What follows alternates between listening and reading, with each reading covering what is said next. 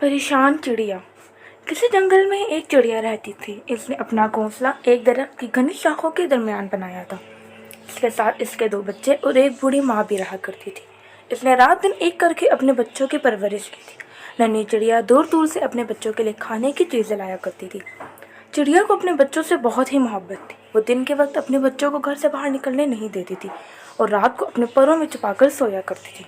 अब बच्चे भी कुछ बड़े हो गए और अपनी ज़ुबान से चूं चूं चैं चैं करने लगे। जब चिड़िया खाने की तलाश में घर से बाहर जाती थी तो बच्चों के लिए बहुत फिक्रमंद रहती थी। चिड़िया का ये मामूल था कि सुबह सवेरे हम तो सुना करती, फिर दाने दुनके की तलाश में निकल जाती और जो कुछ मिल जाता ले आती। उसके बाद फिर निकल जाती। एक दिन चिड़िया सुबह को घर से निकली और रात तक वापस नहीं लौटी। घर में सब परेशान होने लगे। रात हो गई लेकिन चिड़िया का नामो निशान तक न था। अब तो बच्चे रोने लगे। उधर चिड़िया जैसे ही खाने की तलाश में एक घर में उतरी, एक जाल में फंस गई। एक बच्चे ने उसे जाल से निकालकर पिंजरे में बंद कर दिया और इससे खेलने लगा।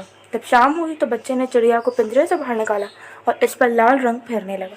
जब चिड़िया का सारा जिस्म लाल हो गया तो उसने चिड़िया को छोड़ दिया।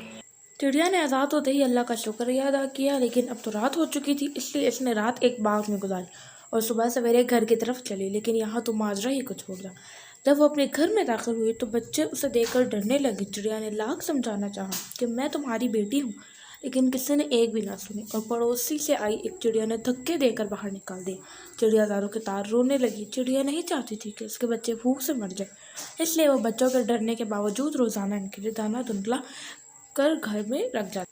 एक दिन जब वो जंगल की तरफ दाने की तलाश में जा रही थी तो उसकी मुलाकात एक परी से हुई। चिड़िया को देखकर परी ने कहा, बहन चिड़िया, तुम बहुत परेशान और दुखी नजर आ रही है। चिड़िया ने सारा माजरा कह सुनाया। किस्सा सुनकर परी ने कहा, सुबह को उठकर सूरज से अपना हाल बयान करना, वो ज़रूर तुम्हारी मदद करेगा। दूसरे दिन जब सूरज पहाड़ों के पीछे से उभरने लगा तो चिड़िया ने उसे अपना हाल सुनाया। चिड़िया का हाल सुनकर सूरज को भी बहुत दुख हुआ। फिर इसने चिड़िया से कहा, कल आसमान पर बादल छाएंगे और बारिश भी होगी। बारिश के बाद एक खूबसूरत कौसे कज़ा आसमान पर नमूदार होगी।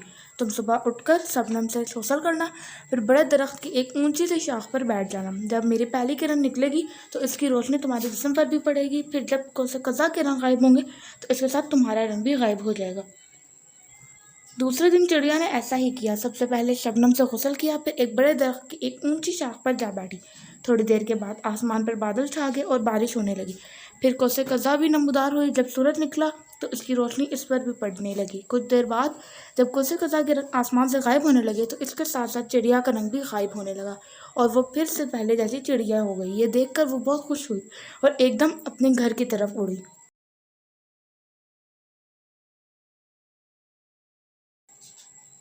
बच्चे अपनी माँ को सही सलामत देखकर इससे चिमट गए। माँ ने बच्चों को बहुत प्यार किया और फिर अपना सारा हाल बयान किया। सब बच्चे शर्मिंदा हो गए और इससे माफ़ी मांगने लगे। चिड़िया ने सबको माफ़ कर दिया और फिर वो पहले की तरह हंसी खुशी रहने लगी। अगर आपको मेरी कहानी अच्छी लगे तो इसको लाइक करें, अपने दोस्तों के साथ शेयर करें और मेरे चैनल को सब्सक्राइब करें ताकि आपको मेरी हर वीडियो का सबसे पहले पता चले। अब मैं आपसे मिलती हूँ अगली स्टोरी में। तब तक के लिए अल्लाह हाफिज़।